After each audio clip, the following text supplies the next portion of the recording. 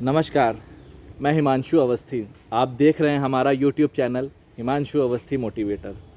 साथियों, इस चैनल का बनाने का मकसद सिर्फ इतना सा है कि हमारे जीवन में कुछ हम लोग ऐसे लोगों से ज़रूर मिलते हैं जो हताश होते हैं, कुछ जो लोग निराश होते हैं, जो लोग परेशान होते हैं, जो लोग फेल हो जाते हैं, उनको हम लोग अपनी कहानियों के माध्यम से और रियल कहानियों के माध्यम से उनको प्रेरित कर सके कि कैसे जो लोग बहुत ही निम्न स्तर में जीते थे, जिनके पास अच्छे कपड़े नहीं होते थे, अच्छा खाना नहीं होता था, अच्छा पैसा नहीं होता था, उसके बाद भी वो हर कठिनाइयों से लड़ते रहे और हर कठिनाइयों से लड़ने के बाद उन्होंने एक मुकाम हासिल किया, दुनिया में अपनी एक पहचान बनाई, दुनिया में दौलत, शोहरत, नाम सब कमाया जो एक इंसान चाहता है।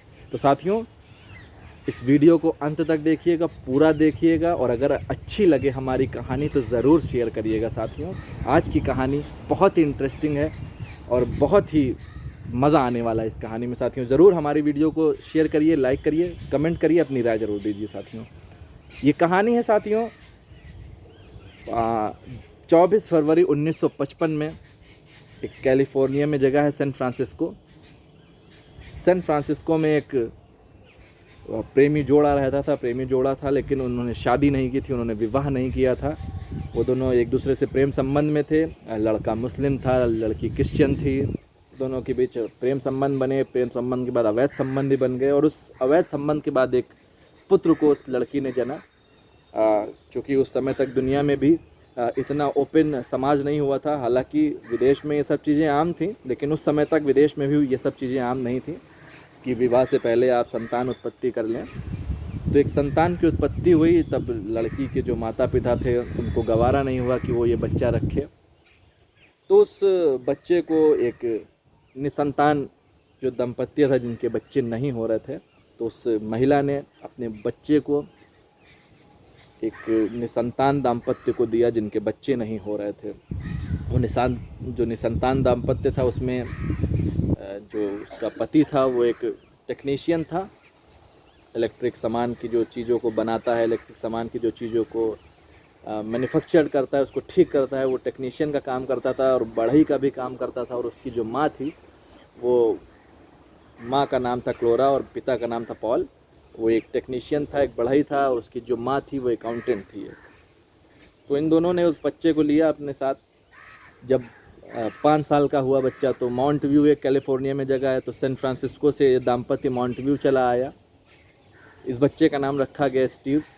और स्टीव जब छोटा था तब अपने माता पिता के जो काम है, जो माता तो चली जाती थी, वो एक प्राइवेट फर्म में अकाउंटेंट थी, जो उसका पिता था वो अपने घर ही में उसने गैराज बना रखा था, टेक्नीशियन का काम करता था, बढ़ई का भी काम साथ में करता था। तो बच्चा स्कूल भी जाता था, लेकिन स्कूल में उसका मन नहीं लगता था, पढ़ाई में उसका मन नहीं लगता था, रुचि नहीं थी उसको पढ़ाई करने में।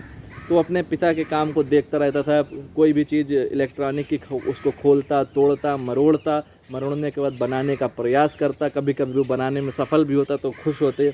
उसके पिता जो पॉल जिनका नाम था, वो भी बहुत खुश होते कि मेरा बेटा मेरे नक्शे कदम पे चल रहा है, मेरी राह पे चल रहा है, हो सकता है ये बड़ा मैकेनिक ज़रूर बने। लेकिन जो उसकी माता थी, माता उसकी पढ़ी लिखी थी, जो क्लोरा जिसका नाम था वो पढ़ी लिखी थी, वो अकाउंटेंट थी। वो चाहती थी कि नहीं, मेरा बेटा अच्छी शिक्षा ग्रहण करे, अच्छी शिक्षा ग्रहण करेगा तो अच्छा काम करेगा, अच्छी नौकरी मिलेगी, इज़्ज़त मिलेगी। बढ़ाई के काम में, टेक्नीशियन काम में ज़रूर वो अगर पैसा कमा सकता है तो, लेकिन उसको इज्जत वो नहीं मिल सकती थी। तो क्लोरा हमेशा चाहती थी कि मेरा बेटा पढ़ाई करे, अच्छी शिक्षा ग्रहण करे, तो ज़बरदस्ती उसको स्कूल भेजती थी। इंटर तक की पढ़ाई उसने की भी, लेकिन जब स्नातक की पढ़ाई वो करने जा रहे थे तो उनका मन पढ़ाई में नहीं लगा स्टीव का, और स्टीव ने स्कूल को छोड़ दिया। स्कूल को छोड़ने के बाद वो खुद भी एक टेक्नीशियन बन गए और 1974 तक वो टेक्नीशियन का काम करते रहे। और 1974 में वो लखनऊ, वो भारत के भारत के दर्शन के लिए आए। वो भारत घूमने आए और भारत घूमने में वो गए अपने नैनीताल का नाम ज़रूर सुना होगा। नैनीताल में एक उन्होंने नाम सुना था बाबा नीम करौली जी का, और जिस बाबा नीम करौली जी ने न जाने कितने लोगों का जीवन को बदल कर रख दिया। उन बाबा के आश्रम का उस स्टीव नाम के युवक ने भी नाम सुना था, और स्टीव नाम के युवक ने नैनीताल आए। नैनीताल में नीम करौली एक जगह है, नीम करौली नाम से, उस नीम करौली नाम के आश्रम में वो गए। तो लेकिन जब तक स्टीव जॉब्स वहाँ गए तो उनको पता चला कि उनकी बाबा नीम करौली जी की मौत सितंबर 1973 में उस समय तक हो चुकी थी। तो थोड़ा परेशान हुए, थोड़ा निराश हुए, वहीं जो लोग बाबा नीम करौली जी के आश्रम गए हैं, मैं भी गया हूँ 2 बार, तो मुझे पता है, जो लोग जाते रहते हैं उनको पता है कि बाबा नीम करौली के आश्रम जब आप एंट्री लेंगे तो एक पुल है, पुल के पास में एक छोटी सी नदी बहती है। उस छोटी सी नदी के एक पत्थर पे बैठे हुए थे स्टीव जॉब्स, और लोग कहते हैं और वो भी कहते हैं, उन्होंने कभी भी इस चीज़ से इनकार नहीं किया कि उनको एक दिव्य दर्शन हुए, या वो कहते हैं कि या वो सपना था या वो हकीकत थी, या जो भी था, उनको उस पल का कुछ मालूम नहीं है, उस क्षण का कुछ मालूम नहीं है कि बाबा नीम करौली ने उनको दर्शन दिए। और बाबा नीम करौली से उन्होंने पूछा कि मैं अपने जीवन में कुछ अपना करना चाहता हूँ, कोई बिज़नेस करना चाहता हूँ, कुछ बढ़ना चाहता हूँ, क्योंकि मैंने बहुत आर्थिक तंगी देखी। क्योंकि जो स्टीव नाम का लड़का था वो इतना गरीब था कि वो अपनी आरंभिक शिक्षा ग्रहण करने के लिए कोल्ड ड्रिंक्स के बोतल बेचा करता था, कोल्ड ड्रिंक्स बेचा करता था। साथ ही साथ वो अपने दोस्तों के कमरों में सोता था। साथ ही साथ एक कैलिफोर्निया के अंदर श्री कृष्ण जी का मंदिर हुआ करता था, उस मंदिर में एक टाइम का वो खाना खाता था स्टीव। तो बहुत ही संघर्षों भरा जीवन रहा है। मैंने बताया कि इतनी आर्थिक स्थितियां नहीं ठीक थी। तो स्टीव भारत आए थे कि मुझे कुछ मार्गदर्शन मिले। उनको कहीं से पता चला था कि भारत में एक से एक देव पुरुष हैं, उन्हीं देव पुरुषों में उन्होंने नीम करौली बाबा का भी नाम सुना था। तो स्टीव आया, जब उसने अनुभव किया कि मुझे किसी दिव्य आत्मा ने दर्शन दिए हैं, वो उसने बताया कि ऐसा एहसास था, ऐसा पल था कि उस समय ऐसा लग रहा था कि मैं हूँ और दुनिया में कुछ भी नहीं है, सब चीज़ें रुक सी गई हैं। बाबा नीम करौली ने मुझे को दर्शन दिया। तो बताता है कि उसने बाबा नीम करौली के हाथ में एप्पल देखा था। उसने बाबा जी से पूछा कि मैं अपनी कंपनी शुरू करना चाहता हूँ, उसका क्या नाम रखूँ। तो स्टीव जॉब्स को बाबा जी ने हाथ में जो एप्पल था वो, और उसकी एक बाइट कटी हुई थी। तो साथियों, एप्पल कंपनी की शुरुआत वापस आके कैलिफोर्निया में, और उसके बाद जब स्टीव जॉब वापस आए तो उन्होंने पूरा परिधान बदल दिया। वो भारतीय वेशभूषा में रहने लगे। उन्होंने अपना सर मुंडवा लिया। सर मुंडवाने के बाद पूरी भारतीय परंपरा की तरह स्टीव नाम का जो वो युवक था वो रहने लगा। उसका नाम था स्टीव जॉब्स। और 1976 में उसने दुनिया की सबसे, आज के समय पे जो सबसे प्रसिद्ध मोबाइल कंपनी कह लें या कंप्यूटर की कंपनी कह लें, तो एप्पल, जिस कंपनी के मोबाइल, जिस कंपनी के लैपटॉप, जिस कंपनी के कंप्यूटर खरीदने का मैं समझता हूँ भारत के हर वर्ग को एक लालसा रहती है, चाहे वो अमीर वर्ग हो, गरीब वर्ग हो, सब चाहते हैं कि हमारे पास एप्पल का फ़ोन होना चाहिए। आज वो ब्रांड हो गया है एप्पल। लेकिन 1976 में एक छोटे से कमरे से अपने दोस्त के साथ अपने पिताजी के गैराज में एप्पल की शुरुआत की, और पहला कंप्यूटर उन्होंने 1978 में बना दिया, जिसका नाम रखा एप्पल 1। एप्पल 1 रखने के बाद काफ़ी एप्पल ने तरक्की की, और 2 साल बाद उन्होंने बनाया एप्पल 2 नाम का कंप्यूटर। एप्पल 2 नाम का कंप्यूटर भी चलने लगा। जब एप्पल 3 नाम के कंप्यूटर से शुरुआत की, तो स्टीव जॉब्स ने उस एप्पल 3 की जगह अपनी बेटी के नाम से एक कंप्यूटर बनाया, जो इतना नहीं बिका, जिसके लिए कस्टमर नहीं मिले, जिसके लिए ग्राहक नहीं मिले। तो एक समय ऐसा आया कि एप्पल कंपनी डूबने लगी, एप्पल कंपनी ख़त्म सी होने लगी। तो जो उसका दोस्त था, जो और भी लोग वहाँ उस कंपनी में पार्टनर बन गए थे, क्योंकि कंपनी रजिस्टर्ड होती तो कई पार्टनर होते हैं, उसके शेयर होते हैं। तो उन सब ने मिलकर स्टीव जॉब्स को इसका दोषी ठहरा दिया, और स्टीव जॉब्स को ही एप्पल से निकाल दिया। सोचिए, जिसने कंपनी बनाई, जिसने कंपनी का निर्माण किया, जिसने कंपनी को दौलत दी, जिसने कंपनी को शोहरत दी, जिसने कंपनी को हैसियत दी, जिसने कंपनी को नाम दिया, जिसने कंपनी को मुकाम दिया, उसी स्टीव जॉब्स को उसी की कंपनी से, क्योंकि कंपनी बनने के बाद आप पूरी तरह से मालिक नहीं रह जाते हैं, शेयर्स होते हैं, शेयर होल्डर होते हैं, स्टेक होल्डर होते हैं, आपके पार्टनरशिप होती है आपके, उन सब ने मिलकर स्टीव जॉब्स को निकाल दिया। और ये बात स्टीव जॉब्स को एकदम घर कर गई। स्टीव जॉब्स ने फिर कहा कि स्टीव जॉब्स ने मतलब अपने आप को घर में बंद कर लिया। उन्होंने कहा अब मैं क्या करूँगा, मुझसे मेरी ही कंपनी छीन ली गई है, मेरा ही काम छीन लिया गया है, मैं क्या करूँगा। लेकिन उनको एक बात जो थी वो दिल पे लगी, और उनके दिमाग ने उसको हावी किया कि आपने मुझसे काम छीना है, मुझसे मेरी काबिलियत नहीं छीनी है। कंप्यूटर बनाना मैं आज भी जानता हूँ। उन्होंने 1980 में एक कंपनी का निर्माण किया जिसका नाम था नेक्स्ट, और नेक्स्ट ने कंप्यूटर बनाने शुरू कर दिए।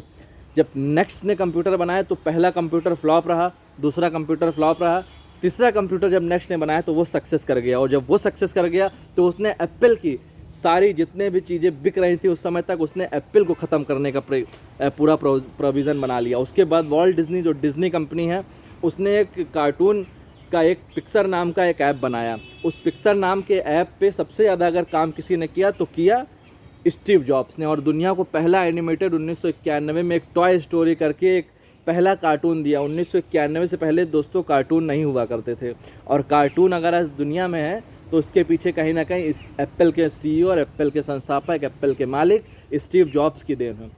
जब 1991 में जब इतनी सक्सेस मिल गई, कार्टून बना लिया, एनिमेशन बना लिया, उसके बाद जब एप्पल का घाटा होने लगा तो एप्पल ने फिर से स्टीव जॉब्स को ससम्मान अपनी कंपनी में शामिल किया। एप्पल ने उनको पूरा सम्मान दिया और उनको कहा कि उस समय जो गलतियां हुई उसके लिए हम क्षमा चाहते हैं, ये कंपनी आपकी है, आपने स्थापना की है, आपने आगे बढ़ाया। उसके बाद स्टीव जॉब्स ने भी क्योंकि अपने घर में वापस जाने को मिल रहा था, तो स्टीव जॉब्स ने बिना कुछ सोचे नेक्स्ट कंपनी के कंप्यूटर बनाने बंद कर दिए। अब नेक्स्ट कंपनी सिर्फ और सिर्फ सॉफ्टवेयर बनाने का काम करने लगी। एप्पल में वापस गए। उसके बाद दुनिया और दौर बदल रहा था, क्रांति मोबाइल की आ रही थी। 1997 तक एप्पल ने पहला छोटा फ़ोन बनाया और 2007 में पहला स्मार्टफोन बनाया जाती है। जी हाँ, आप लोग जो एप्पल देखते हैं, एप्पल आज एप्पल 14, 15, 16 न जाने कहाँ तक एप्पल पहुँच गया। तो एप्पल 1 2007 में आया और उसके बाद मैं समझता हूँ कि एप्पल ने कभी पीछे मुड़कर नहीं देखा। आज एप्पल हज़ारों करोड़ की कंपनी है जिसमें लाखों लोग काम करते हैं और मैं समझता हूँ कि भारत ही नहीं, पूरी दुनिया के लोग एप्पल के फ़ोन रखना चाहते हैं। और वो एप्पल जिसकी शुरुआत एक गैराज से शुरू हुई, एक कमरे से शुरू हुई। 2 लोगों ने जिस कंपनी को बनाया, जो ज़्यादा पढ़े लिखे भी नहीं थे, जो ज़्यादा अमीर भी नहीं थे, जिनके पास ज़्यादा पैसा भी नहीं था, उन्होंने आज ऐसा मोबाइल बना दिया है और ऐसे लैपटॉप, ऐसे कंप्यूटर बना दिए हैं कि पूरी दुनिया का हर तबके का आदमी एप्पल के मोबाइल और एप्पल के कंप्यूटर रखना चाहता है। उसकी मनसा होती है, उसका शौक़ होता है, उसका सपना होता है कि मैं एप्पल का फ़ोन चलाऊं, चाहे एप्पल 6 चलाऊं, 7 चलाऊं, 8 चलाऊं, 9 चलाऊं, 10 चलाऊं, लेकिन एप्पल का फ़ोन चलाने का सपना आज भारत ही नहीं, पूरी दुनिया के लोग चाहते हैं। और वो एप्पल की कहानी थी जो मैंने आज आपको बताई कि कैसे एक बच्चा जिसके माँ बाप भी अपने नहीं थे, अनाथ बच्चा हो गया था क्योंकि शादी नहीं होती, शादी से पहले उस बच्चे का जन्म हुआ और उसने 2 निसंतान दाम्पत्य को, जिनके बच्चे नहीं हो रहे थे, उसको अपना बच्चा दिया और वो बच्चा बना जाके स्टीव जॉब्स। और स्टीव जॉब्स सिर्फ कंपनी निर्माता नहीं थे, वो एक बहुत बड़े मोटिवेटर बने, बहुत बड़े इन्फ्लुएंसर बने। दुनिया में बहुत बड़ी बड़ी कंपनियों में, बहुत बड़े बड़े विश्वविद्यालय में उनके लेक्चर लगाए जाते थे। एक बार वो ऑक्सफोर्ड यूनिवर्सिटी में लेक्चर दे रहे थे और लेक्चर देते देते वो रोने लग गए और उन्होंने कहा कि मैंने कभी कॉलेज नहीं देखा, मैंने कभी कॉलेज की सीटें नहीं देखी, लेकिन साथियों आज अपनी मेहनत लगन से मैं स्नातक के बच्चों को लेक्चर दे रहा हूँ, जबकि मैं इंटर तक पढ़ा हूँ। तो साथियों, आप अपनी मेहनत लगन से, आपकी काबिलियत से आप कुछ भी हासिल कर सकते हैं। ज़रूरी नहीं आप सब कुछ पढ़ाई लिखाई से हासिल करें। वो कहते रह गए कि मैं इंटर पढ़ा हूँ और मुझे डिग्री कॉलेजों में लेक्चर देने के लिए बुलाया जाता है, मुझे इंटर कॉलेजों में लेक्चर देने के लिए बुलाया जाता है, मुझे हॉस्पिटलों में लेक्चर देने के लिए बुलाया जाता है, मुझे इंजीनियरिंग कॉलेजों में, मुझे मैनेजमेंट तक के कॉलेजों में लेक्चर देने के लिए बुलाया जाता है, जबकि मैं इंटर पास हूँ साथियों। तो उन्होंने अपनी काबिलियत को बढ़ाया और ज़रूरी नहीं जिनके पास डिग्री हो उनके पास काबिलियत हो। तो साथियों, ये कहानी थी एक अनाथ बच्चे की, जिसने अनाथ होकर भी, चीज़ों के अभाव में भी एप्पल जैसी कंपनी को खड़ा कर लिया। एप्पल जैसी कंपनी को एक शोहरत दिया, नाम दिया, फेम दिया, सब कुछ आज एप्पल के पास है। और एक दुखद दिन भी आया जब 5 फरवरी 2011 को उनके गॉल ब्लैडर में कैंसर होने की वजह से उनकी मृत्यु हो गई। और जो लोग स्टीव जॉब्स से मिले थे, जो लोग स्टीव जॉब्स को जानते हैं, वो लोग कहते हैं कि बहुत ही ज़िंदा दिल आदमी थे स्टीव जॉब्स। और यूट्यूब पे आप देखेंगे, गूगल पे आप स्टीव जॉब्स के लेक्चर को समझिएगा, इंग्लिश में होते हैं, उसको आप समझेंगे। अगर आप इंग्लिश भाषा का जानकारी रखते हैं तो आप समझेंगे, आपको बहुत मज़ा आएगा। बहुत मोटिवेटेड कहानियाँ हमेशा स्टीव जॉब्स लोगों को बताते रहते थे और जीवन में बहुत सारे लोगों का मार्गदर्शन करते रहते थे। तो साथियों, अगर हमारी ये वीडियो आपको अच्छी लगी हो तो लाइक करिएगा, शेयर करिएगा, दोस्तों के साथ इसको आगे बढ़ाइएगा। नमस्कार।